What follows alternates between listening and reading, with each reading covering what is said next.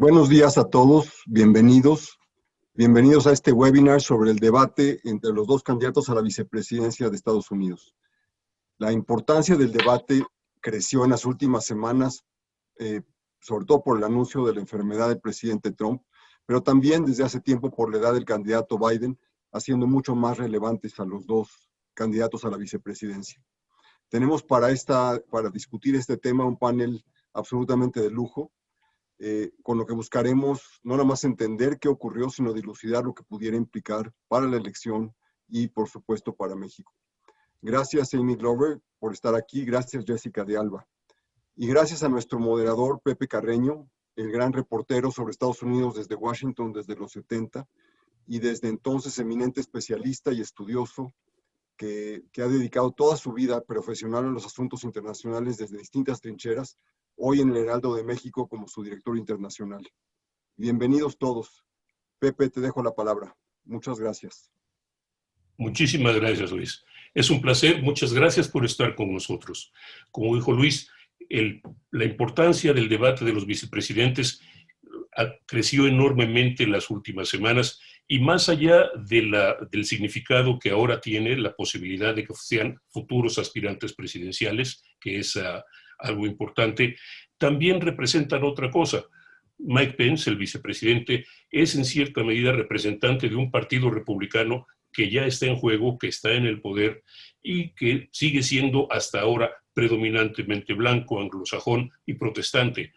Kamala Harris es la representante de lo que aparentemente quiere ser el Partido Demócrata, una mujer, número uno, de minorías étnicas, número dos, e hija de inmigrantes. Con lo cual se podría definir como el Partido Demócrata del futuro.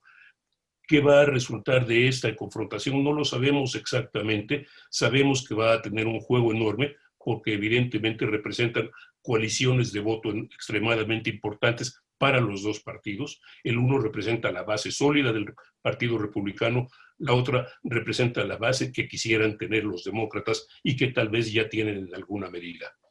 Para conversar sobre este tema, tenemos a dos personajes extremadamente bien informados, extremadamente inteligentes.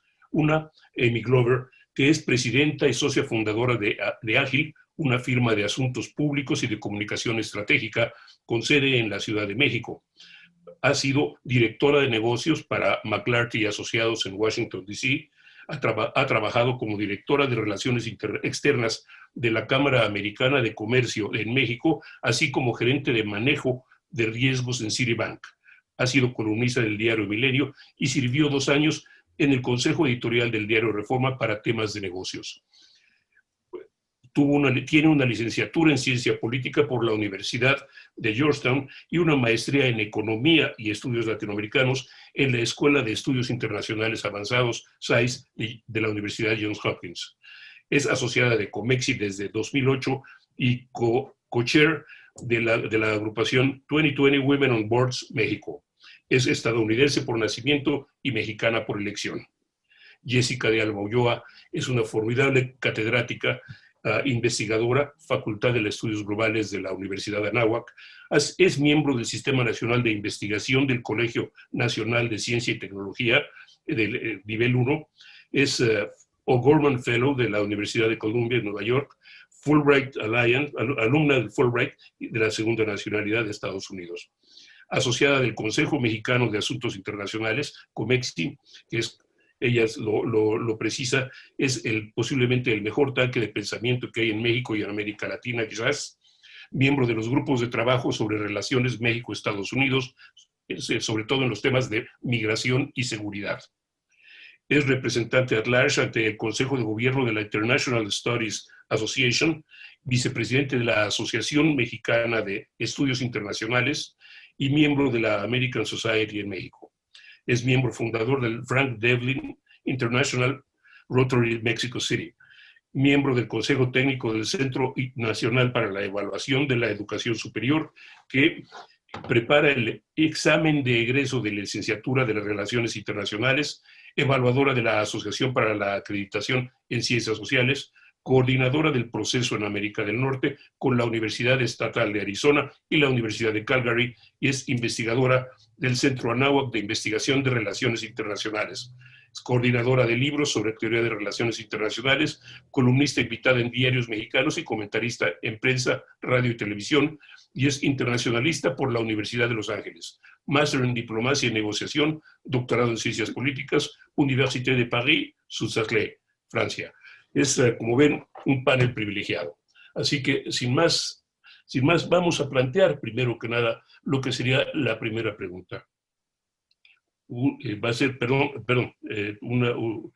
retiro lo dicho, y les rogaría a ambas dos que hicieran su primera declaración de 3 minutos cada uno, por favor, a comenzar, si es posible. Jessica, si eres tan amable. Claro que sí, muchísimas gracias, Pepe, gusto de estar aquí. Muchas gracias al Consejo Mexicano de Asuntos Internacionales por la invitación, a Luis Rubio, a Verónica Ortiz y a todo el equipo. Placer estar con Amy Glover y, por supuesto, con Pepe como moderador. Bueno, el tema aquí es analizar el debate de los vicepresidentes en esta contienda electoral de Estados Unidos. Y yo quisiera comenzar con decir que el vicepresidente Mike Pence fue muy eficaz al señalar qué tan lejos se han ido los demócratas de la fórmula Biden-Harris. Claro que tenemos los desfiguros de Donald Trump absorbiendo toda la atención de los medios y eso ha limitado a los votantes que no han escuchado mucho sobre, por ejemplo, los $2 billones que costaría durante 4 años el Green New Deal o los 4 billones de aumento de impuestos que llegarían a la clase trabajadora a través de tasas comerciales y corporativas más altas. También el objetivo de la fórmula Biden-Harris de eliminar los combustibles fósiles, que costarían puestos de trabajo y elevarían los precios de la energía, tomando en cuenta que también bajaron las emisiones de carbono aún fuera del Acuerdo de París, como lo señaló el vicepresidente, y otros puntos como el historial de Biden en política exterior, que incluye la oposición al ataque a Bin Laden o criticar el ataque al responsable de miles de muertes de estadounidenses, Soleimani, de Irán. También el vicepresidente hizo una defensa de las políticas sobre la pandemia, especialmente con una acertada comparación de que la política de Joe Biden suena a un plagio de políticas. La distinción entre los dos candidatos es que Biden quiere hacer la respuesta a la pandemia una respuesta federal y obligar al uso generalizado de cubrebocas a nivel federal, mientras que Trump ha delegado esta responsabilidad a los estados. Y por eso es que tenemos la respuesta que tenemos, el peor estado, y dentro de los 3 peores han sido los 3 demócratas, Nueva York con 32.850 muertes, California y New Jersey siguiendo con la mitad de ellas. También la principal crítica de Harris sobre el virus, como en la mayoría de los otros temas, fue menos sobre el fondo que sobre la retórica y el comportamiento personal de Trump. Pero finalmente el vicepresidente Pence tuvo razón en que en cuanto a vacunas, pruebas y otros detalles, el plan de Biden es realmente lo que ha estado haciendo la administración de Trump. Además hubo otras imprecisiones. Por ejemplo, en el Obamacare afirmó Harris que esto despojaría a millones de su seguro médico, lo cual es falso. Pero, sin embargo, a Pence le faltó una respuesta más efectiva y es la mayor vulnerabilidad del Partido Republicano en materia de políticas. También hubo imprecisiones económicas porque durante los 3 primeros años en el cargo, el presidente Trump supervisó el crecimiento de un promedio anual de 2.5% antes de la pandemia. La tasa de desempleo fue la más baja en medio siglo. En febrero de este año 2020, la tasa se situó en 3.5%, que fue la más baja de los últimos 50 años. Previo entonces a la pandemia hubo 6.4 millones de empleos adicionales. Y los salarios reales, ajustados a la inflación, crecieron durante los primeros 3 años del presidente Trump. Y alrededor de 4.2 millones de personas menos vivían en pobreza. La tasa de desempleo, además, en 2019 fue menor para afroamericanos, asiáticos, americanos, hispanos y mujeres. Estuvo en sus mínimos históricos. Tenemos también las impresiones sobre la manufactura, cuando tenemos en un agregado de más de 400 80,000 empleos en la manufactura en Estados Unidos luego de 2 décadas de pérdidas. Entonces, bueno, estos han sido hechos que el presidente Pence puso sobre la mesa cuando hemos visto que en los medios no se le da realmente atención a las políticas y a los aciertos que ha tenido la administración Trump, y más bien hemos visto que durante de 2016 para la fecha el Partido Demócrata está completamente desorganizado y han tratado por todos los medios de revertir el resultado de las elecciones. Amy. Muy bien, muchas gracias y un placer estar con ustedes hoy. Bueno, yo creo que el debate fue mucho más productivo que el debate entre los candidatos presidenciales, sin duda que nada más se gritaron el uno al otro. Y por fin pudimos entrar un poco más en la temática, ¿no? Yo creo que para el vicepresidente Pence defender la reacción que han tenido ante la pandemia es casi imposible. Digo, Estados Unidos ha sufrido más que cualquier otro país desarrollado, ¿no? Y la insistencia en no escuchar a autoridades médicos, cuestionar la ciencia, ha tenido graves consecuencias, ¿no? Yo creo que de las cosas más interesantes fue el hecho de que Pence no contestó la pregunta si acatarían al resultado de la elección, porque creo que queda bastante claro que van a perder, ¿no?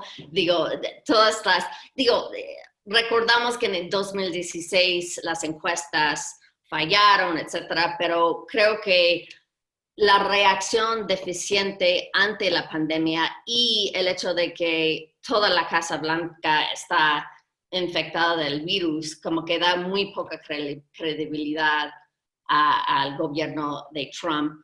Y lo más grave es que el presidente mismo ha dicho que si no gana será un signo de fraude. Y Pence, lejos de decir, como ha hecho Mitch McConnell, el representante de los republicanos en el Senado, no contestó a esa pregunta, que sí es muy preocupante, particularmente cuando vemos el berrinche que hizo el presidente Trump ayer diciendo que por qué gente de su gabinete no ha ido en contra de sus enemigos políticos. Y eso es lo que es más preocupante de lo que ha sucedido en los últimos 4 años, la terrible división que ha generado Trump y Pence en la sociedad americana. Digo, el presidente Trump llamó a Kamala Harris un monstruo ayer. Creo que hay una falta de civilidad que realmente no tiene cabida en una democracia. Tiene que haber respeto para las reglas. El presidente no ha respetado las reglas. Insulta a sus contrincantes, cuestiona no solamente a la ciencia, pero a instituciones como el Correo, el FBI, etc. Entonces, yo sí creo que Kamala tuvo un papel bastante bueno y insistir en el uso de la ciencia como herramienta principal de guiar la política pública me parece importante. Y lo dejaría ahí. Gracias. Ahora, y esto es para las dos, a mí me parece, diría que el debate puso muy en claro por qué mucha gente, o digamos la gente en general, pudiera votar en contra del presidente Trump. Todavía no me queda claro por qué deban votar en favor de Joe Biden, pero ese es un problema de otro tipo. El punto importante es en este momento la pandemia de COVID. La pandemia de COVID no cede, ha llegado a la Casa Blanca, continúa adelante, más de 212,000 muertos, y para citar en este caso a Joe Biden, los Estados Unidos tienen el 5% de la población mundial y el 20% de los muertos. Esto es una cifra brutal. Pero el punto es, ¿por qué? ¿Qué es lo que pueden hacer realmente cada uno de los dos grupos para enfrentar los problemas? Primero, el presidente Trump tiene un problema de credibilidad en el tema de la pandemia fuerte, ha tenido un impacto en la economía. Y segundo, el vicepresidente Biden tiene también un problema de otro tipo. Esto es, la objeción que planteaba Mike Pence es importante. ¿Qué otra cosa va a hacer además de cerrar la economía? Es una caricatura, pero es un tema importante para los estadounidenses. Jessica, por favor. Claro, bueno, hay muchos temas que discutir, por supuesto, el argumento sobre un posible golpe de Estado por parte del presidente Trump si pierde las elecciones es absolutamente ridículo, ¿no? Pero vamos a la respuesta del coronavirus.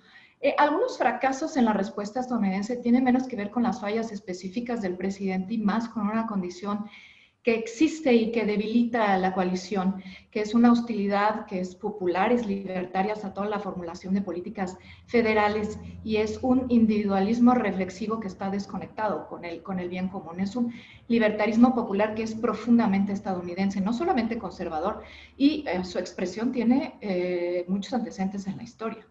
Pero la coalición republicana de hoy, estos impulsos tienen, creo que, mucho poder o demasiado poder o pocos controles. Y el propio Trump no es el motor principal aquí.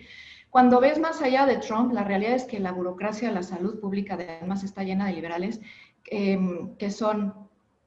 no son pro-Trump y que también ha sido un lugar para el fracaso de la pandemia, porque algunas de estas fallas, como las de Trump, también han sido fallas de mensaje, como los primeros intentos de desalentar el almacenamiento de máscaras o la hipocresía de salud pública que rodeó las protestas de George Floyd, y otros han sido fallas de voluntad y de imaginación. Pero en general son problemas con estructuras y hábitos más que con personalidades. Una decadencia institucional que precede a Trump y que existirá cuando Trump se vaya. Otro punto también importante que es más allá de Trump es que tantos países de Europa Occidental, por no hablar de América Latina, han tenido tasas de mortalidad similares a las de Estados Unidos. Y esta realidad habla de que hay convergencias y de la posibilidad de que las tendencias de principios del siglo XXI nos han dejado compartiendo más cosas en común a Estados Unidos con no solo con Francia y con España, sino con México y Brasil, más de lo que los estadounidenses pudieran esperar. Tenemos cifras en el manejo de la pandemia y tenemos los estados que han sido más impactados. Y como lo mencioné al inicio, los 3 estados más impactados han sido estados demócratas, California, Nueva York y New Jersey, que además han quebrado las economías. Del lado republicano también tenemos impacto en Texas y Florida principalmente. ¿Por qué? Porque se ha buscado que los estadounidenses estén más informados sobre las políticas. A mí me parece que los medios se han dedicado también solamente a presentar la división y a presentar a Trump como un personaje indeseable desde 2016 hasta el momento, no dándole crédito por nada bueno que haya pasado en Estados Unidos. Y al contrario, tenemos también a Biden, efectivamente con una fórmula Biden-Harris, que la verdad es que sí da un poco de miedo, porque sobre todo viendo si la salud del presidente Biden es frágil, pues que ella sería presidente de Estados Unidos. Entonces, bueno, más bien habría que revisar los éxitos o los fracasos de Harris durante toda su carrera para ver qué es lo que podría esperar a Estados Unidos con esta fórmula. Muy bien. Sí, yo quisiera contestar tu pregunta, Pepe, sobre por qué votar por Biden. Biden es alguien que lleva muchos años en la política y yo creo que algunos piensan, ay, bueno, qué horror que lleva tanto tiempo en la política, pero vemos el resultado cuando tienes un empresario improvisado que nunca ha estado en la política antes de estar en la presidencia y no entiende lo que es el servicio público, porque las metas en un negocio son completamente distintos. a lo que es el servicio público y trabajar por el bien común, algo que sin duda el presidente Trump no entiende. Y bueno, los medios no tienen que presentarlo como un personaje indeseable porque él solito hace un trabajo maravilloso, la verdad, en ese sentido. Una ventaja grande de Biden es que él está reconocido por fomentar unión y trabajar con republicanos. Él tiene muchos amigos republicanos. Hay que recordar también que Trump, hay muchísimos republicanos en contra de Trump. Probablemente han visto The Lincoln Project. Hay muchos republicanos, inclusive en la familia entera de los Bush, que están horrorizados con lo que están viendo. Porque muy lejos de mantener sus ideales de libre comercio, el presidente ha fomentado proteccionismo, ha destrozado la imagen del país en el extranjero. Una presidencia y vicepresidencia de Biden y Harris, regresaríamos a fórmulas de multilateralismo. Claro que sí, Estados Unidos regresaría a los acuerdos de París. Es una tragedia que Estados Unidos salió y no está viendo la gran importancia del cambio climático, que probablemente es el tema más importante en el mundo hoy en día. Basarnos en ciencia, fomentar un mayor uso de renovables, todo eso sí vendría como parte de una estrategia demócrata.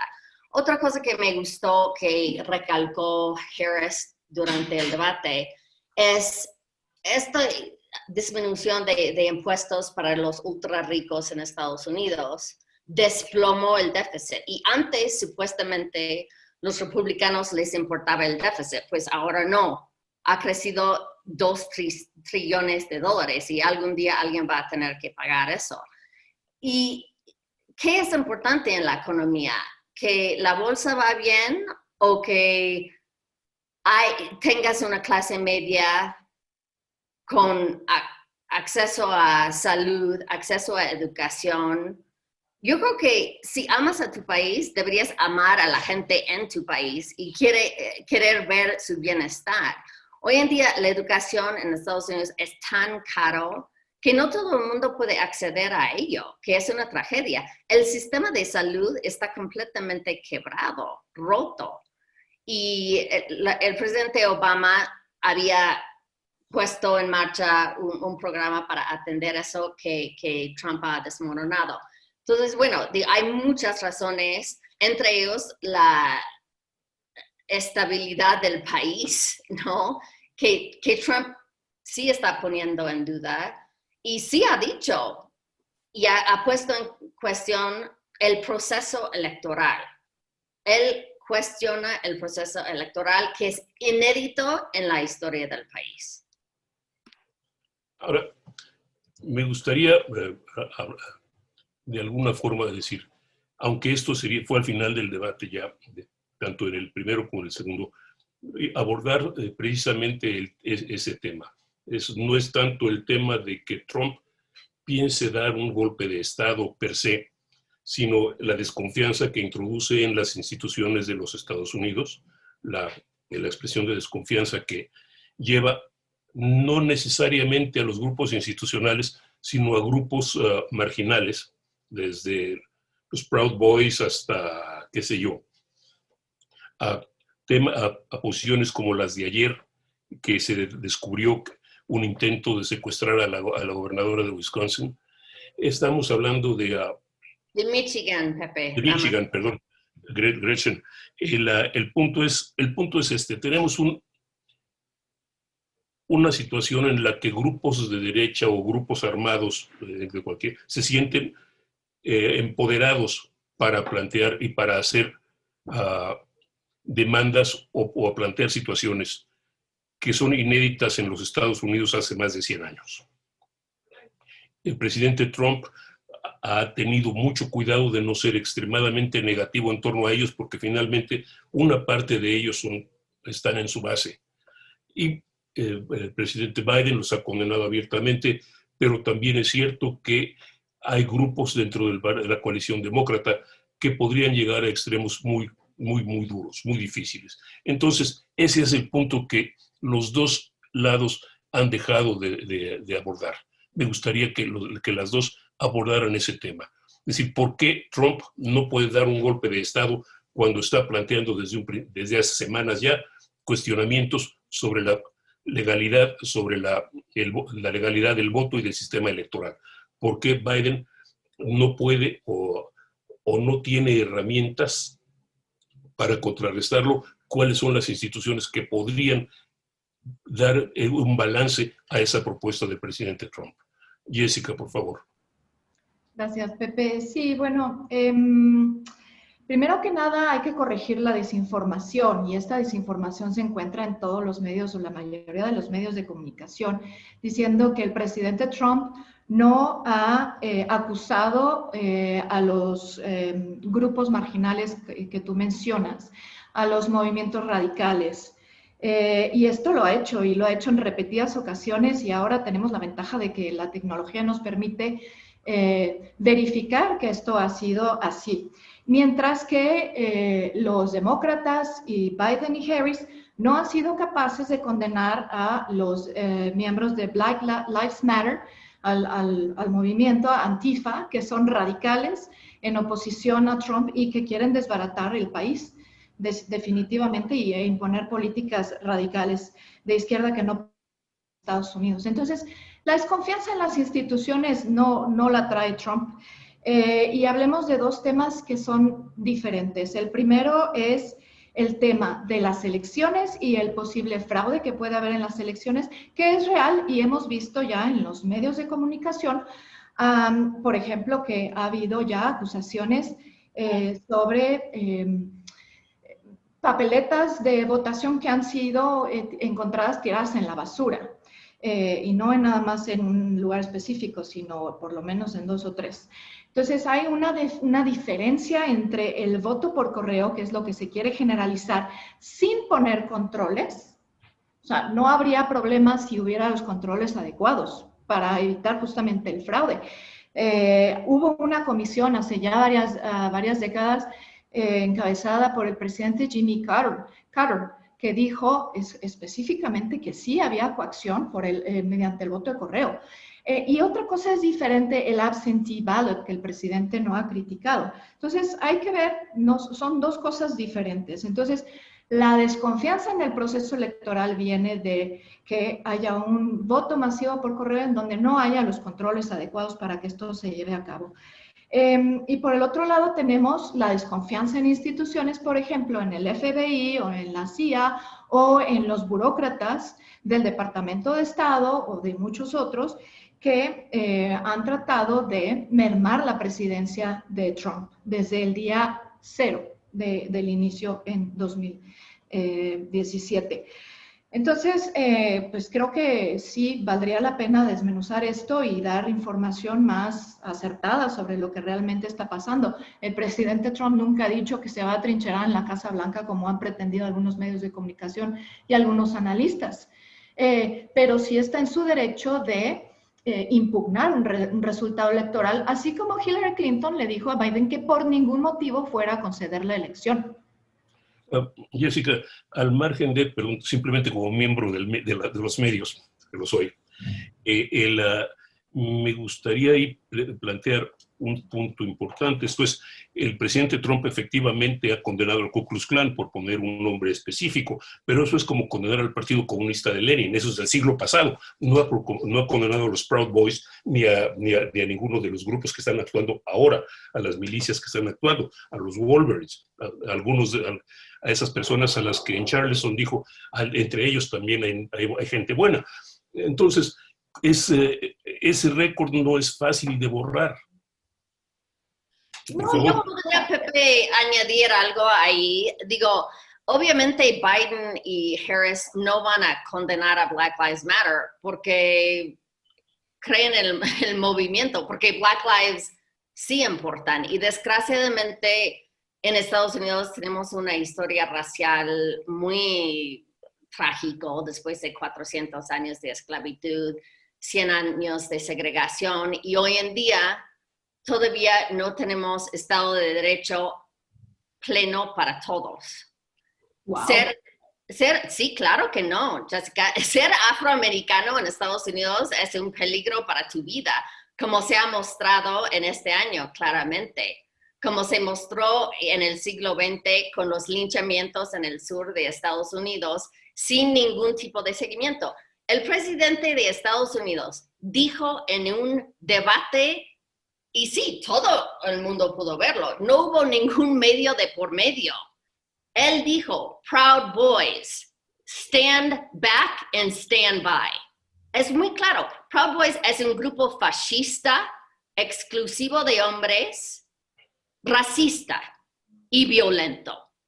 Y son los mismos tipos de grupos que amenazaron con raptar a la gobernadora de Michigan, que en repetidas ocasiones ha insultado al presidente Trump. Ella fue elegida democráticamente. Y decir a una senadora de Estados Unidos que es un monstruo, porque también el presidente Trump claramente tiene un problema con mujeres que osan buscar el poder, es gravísimo. ¿Cómo no va a generar desacuerdo en la sociedad? Yo creo que es vergonzante y además quiero mencionar otra cosa. Si ves la afición, bueno, la tendencia de voto, todos los grupos, menos la comunidad blanca, prefieren al Partido Demócrata, pero abrumadoramente. Pero los blancos prefieren al Partido Republicano 52-43. Todos los demás, los afroamericanos, 85-10. ¿Por qué será, Jessica? ¿Por qué? Mira, yo estuve escuchando repetidas ocasiones este momento específico de este grupo, los Boys, ¿cómo se llaman? Se me fue. Proud Boys. Proud Boys. Y el Sí. presidente Trump... Su presidente los conoce súper bien. Stand down and let the forces order to do their jobs. En ningún momento dijo stand down and stand by. Yes, he did. Yes, he did. It's on video. Look it up. Perdón, déjenme. Joe y Kamala son básicamente lo mismo, no tienen mucho en términos de núcleo ideológico, sino que están principalmente motivados por la adquisición de poder. Y la senadora Harris, independientemente si es mujer o no, sería un gran ejemplo y muy inspirador de lo que es posible en Estados Unidos. Sus éxitos refutan la visión de la izquierda de la nación como irredimible. Sin embargo, sus ambiciones políticas la han llevado a adoptar la visión de moda en Estados Unidos de que Estados Unidos es un país sistémicamente racista. Si así lo fuera, ella no estaría en el lugar en donde está. Ella elige enfatizar su condición de víctima. Creo que ella no estaría de acuerdo contigo. No nada más la visión de los 47 años de Biden en el poder, en donde no tenemos algo realmente sustantivo en sus políticas, sino que podemos ver el récord de Kamala Harris, en donde como fiscal de distrito en San Francisco enfurece a la policía al negarse a buscar la pena de muerte para un miembro de una pandilla que disparó contra un oficial, pero en 2014 indigna a los progresistas como fiscal general por apelar contra el fallo de un juez de que la pena de muerte era inconstitucional. Entonces, pasa de ser una fiscal dura con el crimen que trabajó para defender la pena de muerte, se opone a un proyecto de ley para investigar tiroteos policiales y todos los medios han permanecido callados sobre su historial de defensa de la mala conducta de la fiscalía. Persiguió a un gran número de, principalmente afroamericanos, por crímenes menores con penas altísimas. Eso era cuando se decía de origen indio. Ahora ya cambió, ahora es la primera afroamericana que es candidato a vicepresidente. Entonces, jugar con no eso... puede definirse como quiere. Y es un hecho que es asiático. Por favor, señoras, por favor. Jessica, por favor, Emi, por favor. Permítanme tratar de volver el debate al tema vicepresidencial. Ahora, hay aquí Jessica, tú tocaste un punto tremendamente importante nos dice don Héctor Ocampo, cómo es la decadencia institucional que inicia previo a la administración Trump y prevalecerá después de él. Ahora, durante el debate para los vicepresidentes, se puso de relieve que Trump parece defender e imponer, lejos de adaptar o entender, las incomodidades sociales frente a las instituciones. ¿Cómo pretendería, cómo precisa construir si él genera toda la polémica que lastima esta confianza en instituciones? Y por otro lado, si llega Biden a la presidencia, ¿cómo se va a recuperar esta confianza? Y si lo extendemos al tema internacional, ¿cómo va el próximo gobierno a reconstruir, si es que quieren reconstruir o pueden reconstruir, la trama de alianzas internacionales que de alguna forma estos últimos 4 años han dejado pudrirse, para no decirlo de otra manera? Ok, bueno, son dos partes también muy importantes, la parte de política exterior. Definitivamente es fundamental, y pensar que con solo elegir a Biden y regresar a las políticas de Obama se arregla el problema, y porque estábamos muy bien en ese entonces, pues es muy ilusorio. La realidad es que, ¿por qué ha sido fácil deshacer los acuerdos que hizo el presidente Obama, como salirse del Acuerdo de París o el Acuerdo de Irán? Pues porque no fueron acuerdos ratificados por el Senado, y eso les quita mucha de la fortaleza que deberían de tener como acuerdos que firma un país. Entonces, no es que regresando a deshacer todas las políticas de Trump, regresemos ya a un país otra vez donde se vuelve a retomar las políticas de Obama y con eso se soluciona el problema. Trump fue electo porque había un gran problema. Ahora, el tema de las instituciones no es una fórmula sencilla de arreglar. Tenemos a un gobierno que ha sido copado por liberales, estos mismos liberales que se oponen a cualquier tipo de política del presidente Trump. Y esto comienza, y hay muchos estudios al respecto, desde el gobierno de Roosevelt. Y ha ido increciendo conforme las administraciones, y no ha sido fácil deshacer. Entonces, la confianza en las instituciones, ¿cómo debe de venir? Pues en la confianza que el presidente Trump ha dado a los americanos en los impuestos, en la reducción de impuestos, en el regreso de la manufactura a Estados Unidos, en los buenos números de la economía antes de la pandemia. Desafortunadamente, toda la pandemia, un mes de pandemia ha dado al traste con todas las políticas, la tasa de crecimiento, la tasa mínima de desempleo que se había llegado a, que ahora está, bueno, ya no tanto, pero que en abril llegó a los niveles más altos desde la Gran Depresión. Entonces, no es una convergencia fácil, pero decididamente las instituciones funcionan y tienen que funcionar para poner a los culpables en donde se merecen. En toda esta trama que nos quisieron vender, tanto en Estados Unidos como en el resto del mundo, de que el presidente Trump estaba coludido con Rusia, todos los recursos que se perdieron, todo el tiempo que se perdió en el impeachment, y al final eso no se ha demostrado nada. Entonces, ¿cómo hay confianza en las instituciones? Pues con resultados. Y yo creo que el presidente Trump ha dado buenos resultados en política exterior. Nadie ha hablado de los tratados de paz y de estas políticas que han llevado al reconocimiento de Israel por parte de Bahrein y los Emiratos Árabes Unidos. Nadie está viendo lo que está pasando en Azerbaiyán y en Nagorno-Karabaj. Es decir, está bien ser multilateral, pero Estados Unidos nunca a lo largo de su historia ha sido un país que realmente sea un país multilateral. Ha sido un país bastante unilateralista desde que ha sido concebido por los founding fathers, los padres fundadores, desde sus inicios. Y eso no va a cambiar. Por eso es que hay controles de pesos y contrapesos en el gobierno. Yo diría que esa es la mejor defensa. Amy. Sí, yo creo que no había desconfianza en las instituciones antes que llegara Trump.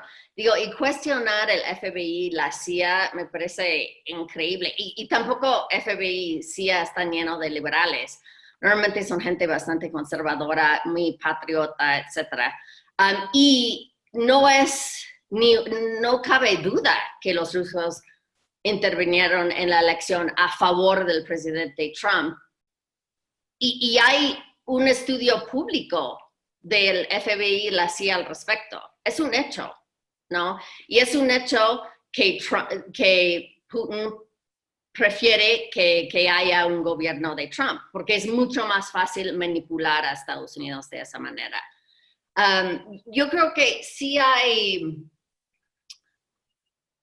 cosas que hay que reformar en cuanto a las instituciones. Yo creo que el colegio electoral es problemático. 65% de los estadounidenses consideran que debería cambiarse. Yo creo que es problemático que 2 veces en los últimos 20 años el Partido Demócrata ha perdido la elección después de ganar la mayoría de los votos por el colegio electoral. Y yo creo que sí, también el colegio electoral inhibe el voto porque, por ejemplo, yo voy a votar en Maryland. Pues Maryland siempre es azul, ¿no? Entonces, y tampoco tiene tantos votos. Mi hijo va a votar en Texas. Bueno, eso va a ser interesante.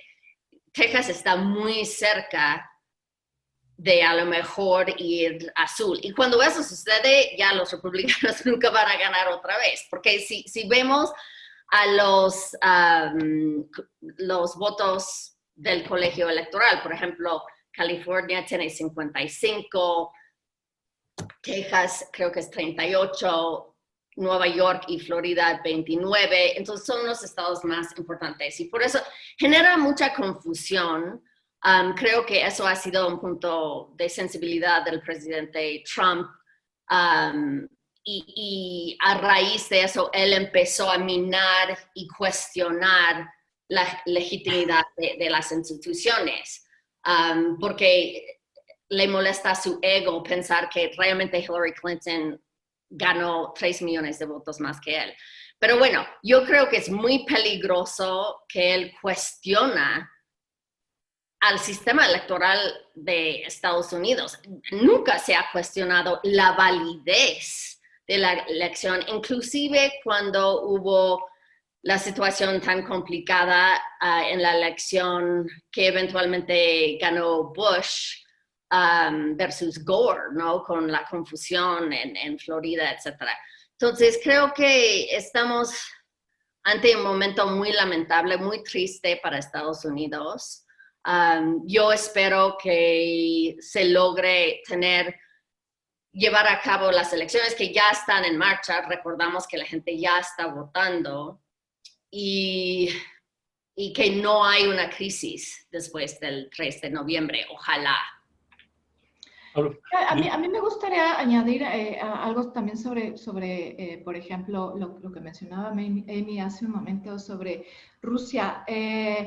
Bueno, Harris dijo durante el debate que Biden haría responsable a Rusia por entrometerse en las elecciones estadounidenses y efectivamente hubo una intromisión, eso, o sea, nadie lo duda.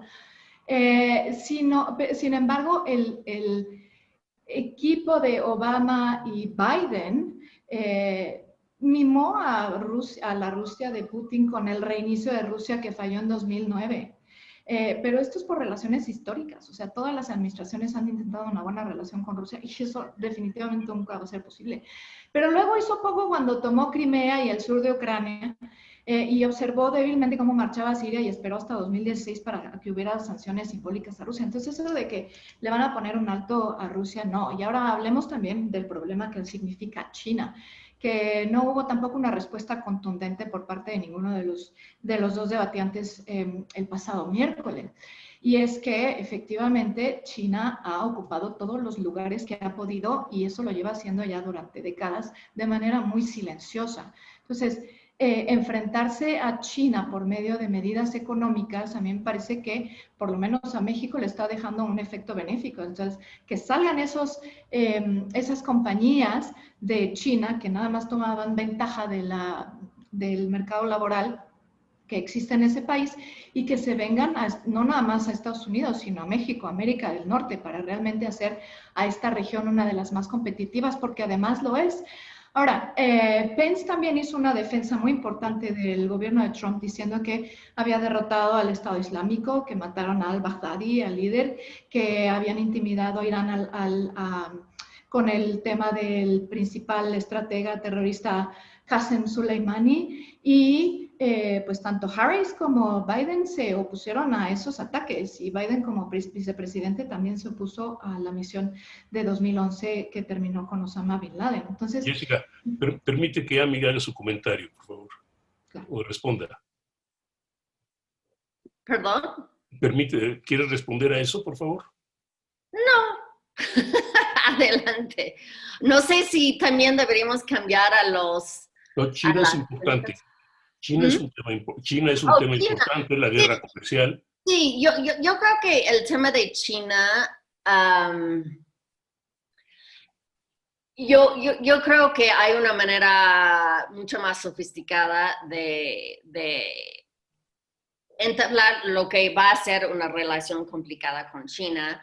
Creo que fue un gran error haber salido del TPP. Terrible, porque eso justamente fue la estrategia de tener un contrapeso con China, ¿no? Y francamente, si hubiéramos quedado con NAFTA y con TPP, el TMEC no hubiera sido necesario. El TMEC fue necesario porque Trump amenazaba con deshacerse del Telecán, ¿no? Eso fue como, él generó la crisis y luego tenemos lo que tenemos hoy. Pero bueno, China, yo creo que es muy peligroso haber insultado a China de la manera que ha hecho el gobierno de Trump.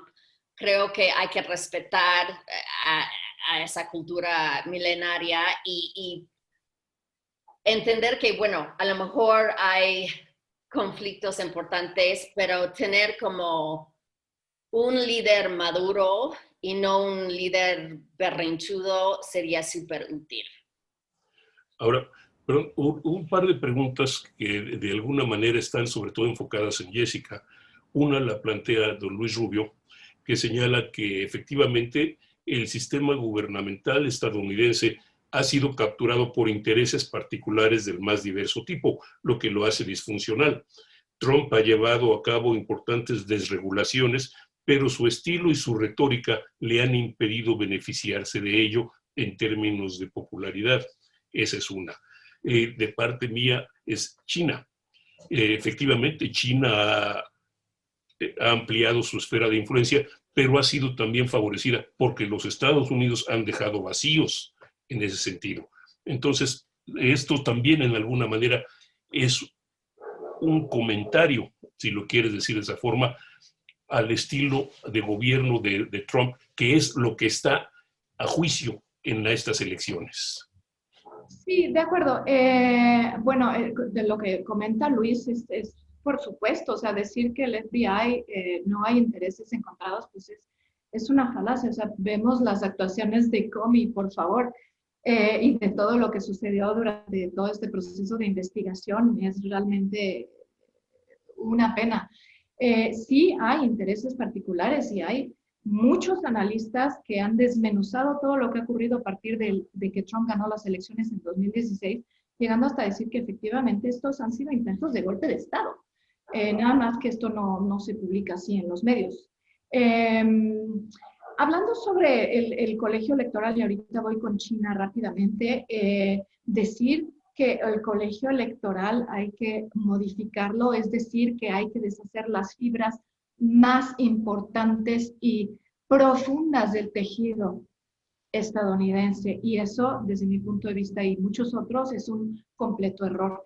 Se pone el colegio electoral porque Estados Unidos efectivamente no es una democracia popular, sino es una democracia representativa y funciona, pese a que bueno, los demócratas digan a qué barbaridad ganamos el voto popular. No, perdón, pero el voto popular se traduce en el voto del colegio electoral. Así es como está constituido el sistema electoral y así ha funcionado. Y eso evita que haya justamente desbalances de poder. ¿Por qué? ¿Por qué se eligió a Trump? Bueno, porque efectivamente las políticas de Obama no estaban siendo realmente buenas. ¿Por qué se quiere regresar a eso si realmente se demostró que no había sido bueno? Ahora, China, efectivamente, sí coincido con Amy en que salirse del TPP fue un grave error y en algún momento eso se tiene que arreglar. porque ha dejado el vacío del comercio en ese lado del mundo. Pero definitivamente decir que el Telecán estaba bien, pues no. Realmente cuando se celebraron los 20 años del Telecán, México propuso que hubiera una renegociación y que se hiciera un update del tratado porque ya era un poco obsoleto. ¿Y qué dijeron Kerry y el ministro de Exteriores de Harper? Dijeron, no, de ninguna manera no nos interesa.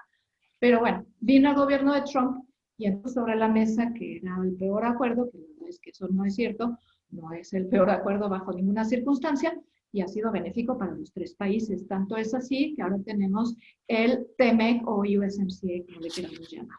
Entonces, Sí, eso ha sido nada más diría que el TPP iba a ser la modernización.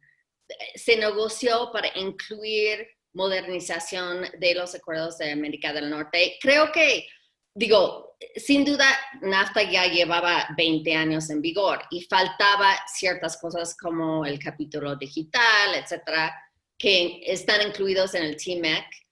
Lo que yo creo que no fue tan benéfico para México en el TMEC fue tanta intromisión del gobierno en ciertos sectores como automotriz, donde tienes así como límites de salarios, cosas así como que es muy como managed trade a mi juicio. Sí, pero sí recuerdas que para las negociaciones del TPP, México no estaba invitado en un inicio, entonces fue ahí una gran negociación para que lo dejaran formar parte de ese tratado al final. Entonces, pero bueno, fue parte, hacer, digo, no, años. Y imagínate todo lo que se perdió a raíz de esa negociación que duró años y sí creo que causó mucho como sorpresa que el presidente podría como deshacerse de cosas tan fácilmente después de tanto trabajo institucional de tantos países. Pero bueno. Y ojo también con lo que va a suceder, porque digo, ni Harris, ni Biden, ni probablemente los demócratas tuvieron que votar a favor de la aprobación del TMEC a la última hora porque Pelosi les dijo, pues votan o no votan, porque esto es muy importante para las elecciones y el futuro de nuestro partido. Entonces, recordemos también que los demócratas en general nunca han estado a favor del libre comercio y entonces esto también lo veremos en una administración Harris-Biden. Yo creo que es triste que los republicanos han dejado ese tema, porque ya nadie defiende el libre comercio, porque los republicanos ahora son más proteccionistas que los demócratas, que creo que es un desbalance desafortunado. Aunque esto no fue parte del debate vicepresidencial, si me permiten, hay un fantasma para muchos de los asistentes y varias de las preguntas se refieren al futuro de la relación México-Estados Unidos. Creo que parte se ha visto en esta conversación que incluyó al Telecán, pero me gustaría, si fuera posible, que las dos hicieran un breve comentario en este sentido, ya de hecho para finalizar el programa. Sí, yo creo que una presidencia de Biden-Harris va a ser más complicado para México porque yo creo que van a querer hablar de temas mucho más allá de inmigración de los centroamericanos, de construir un muro. Bueno, ya no se va a construir el muro. Eso es buena noticia. Pero yo creo que va a ser más complejo porque ellos sí van a decir, oye, ¿y cómo van con lo que acordamos bajo el TMEC con temas laborales, temas de medio ambiente? Sin duda, Jessica tiene toda la razón. La agenda medio ambiente es central para los demócratas y sí quieren que México acata a sus acuerdos en cuanto a emisiones de carbón, de metano, etcétera. Entonces, yo creo que va a ser una relación mucho más multifacética, mucho más compleja, después de años de tener una relación bilateral basado en un discurso machista y xenofóbica. Yo creo que la verdad es que a nivel macro y a nivel institucional, no va a haber grandes cambios. Sinceramente, una administración Trump como una administración Biden, lo que tenemos que dejar muy claro es que la relación México-Estados Unidos, y hasta cierto punto junto con Canadá, aunque no en el mismo grado, pues tenemos una relación multiniveles que no va a cambiar y no va a parar. Recordemos, por ejemplo, en el sexenio de Peña Nieto, que quiso centrar todo en una ventanilla única. Y bueno, aquello fue un desastre, o sea, le bastaron como 2 semanas para decir, no, regresemos a lo que estaba antes porque esto verdaderamente no funciona. ¿Por qué? Porque estamos ya muy relacionados en los gobiernos locales, estatales, en la paradiplomacia, muchos niveles que no separa la cooperación independientemente de quién esté ocupando la Casa Blanca. Veremos otro tipo de retórica, sí, que Trump cae gordo y cae muy mal porque sus modos son feos, sí, pero digo, no porque Biden hable más bonito es que la relación va a ser mucho mejor para México. Entonces, si lo que relata Amy sobre las provisiones del capítulo de trabajo y del capítulo de medio ambiente son preocupantes para México, porque digo, no sé si... No, estoy de acuerdo. Yo creo que digo, afortunadamente sí habla mucho más bonito, pero no va a ser más fácil, va a ser más complicado y creo que ha sido súper fácil la relación en los últimos 4 años, porque nada más con que no alebresten a Trump, como que a Trump no está muy interesado en México, ¿no? Él nada más quiere asegurar que los centroamericanos no lleguen a la frontera. Eso es, y fuera de eso, que hagan lo que quieran. Una política de Biden va a ser mucho más complicado. Obama tampoco estaba interesado en México. Es más, yo creo que yo decía al principio que no sabía ni dónde estaba México hasta que tuvo que venir a Toluca. O sea, no tenían nada que decirse entre los 3 líderes de los 3 países. En realidad, todo esto es una relación que se lleva ya a otro nivel y que no va a parar. Biden, sin embargo, como vicepresidente, viajó mucho por la región y lo conoce bastante bien y hay muchos latinos en su equipo. Me gustaría volver un poco a un punto que ya se abordó, pero que ha provocado muchas preguntas. Ha provocado, por ejemplo, preguntas de Antonio Prida, de Axel Cabrera y de otras personas en torno a la legalidad, a cuáles serían los instrumentos legales que habría para evitar una crisis postelectoral en los Estados Unidos. ¿Cuál sería la manera en que podría de alguna manera amarrarse esa, valga la expresión, asegurar que el presidente Trump pudiera reconocer su eventual derrota? ¿Cómo se podría, si es que llegara a darse? Hay quien habla de que el recuento de votos podría irse hasta después de Thanksgiving. ¿Cuál sería la situación legal? ¿Qué ocurriría si esto se prolongara incluso más allá? Digo, afortunadamente, y eso sobre todo cuando hacemos la comparación con un sistema como el mexicano, que es una pena, Estados Unidos tiene instituciones que funcionan y poner todo en duda, la verdad es que no cabe. Aquí no cabe poner en duda que si finalmente el presidente Trump pierde las elecciones, que personalmente no creo que suceda, yo creo que se va a reelegir, pero eso es otro tema, pues no, simplemente si hay un recuento de votos, se recuentan los votos y no pasa nada. O sea, eso ya pasó con Bush, con Gore, como lo había mencionado Amy, si no mal recuerdo, no pasa nada. Es decir, todo vuelve a los cauces y tenemos pesos y contrapesos en Estados Unidos que funcionan bien, están las cortes. Es decir, no habría por qué decir, ay, qué barbaridad, qué miedo de que Trump se va a trincherar en la Casa Blanca y no lo van a poder sacar. Sí, espero que tengas razón, Jessica. Y estoy de acuerdo, hay contrapesos. Creo que la elección va a quedar bastante claro, ¿no? Si las tendencias van como van, yo creo que va a ser claro que Biden es el ganador. Lo que sí es preocupante es el nivel de tensión social que hemos visto en meses recientes. Yo creo que el presidente... importa lo que dice el presidente. Biden lo dijo ayer cuando Trump insultó a Harris. Lo que dice el presidente importa. Y si él cuestiona el resultado y da la impresión de que hubo fraude, genera mucha tensión social, ¿no? Entonces, eso es lo que a mí me preocupa de violencia en la calle, etcétera. Esperamos que no. Esperamos que quede muy claro cuál es el resultado y que haya una transición pacífica como siempre. Eso es lo que más deseo ver. Y yo creo que todos. Yo creo que todos, efectivamente, pero sí, pues ha habido tensión y ha habido tensión en varios lados. ¿No? El tema de BLM y de Antifa realmente es un tema muy importante que nadie está tomando en cuenta, y todas estas protestas que se dicen han sido pacíficas, desde mi punto de vista van a cambiar el parecer a la hora de votación de muchas personas, porque han sido completamente...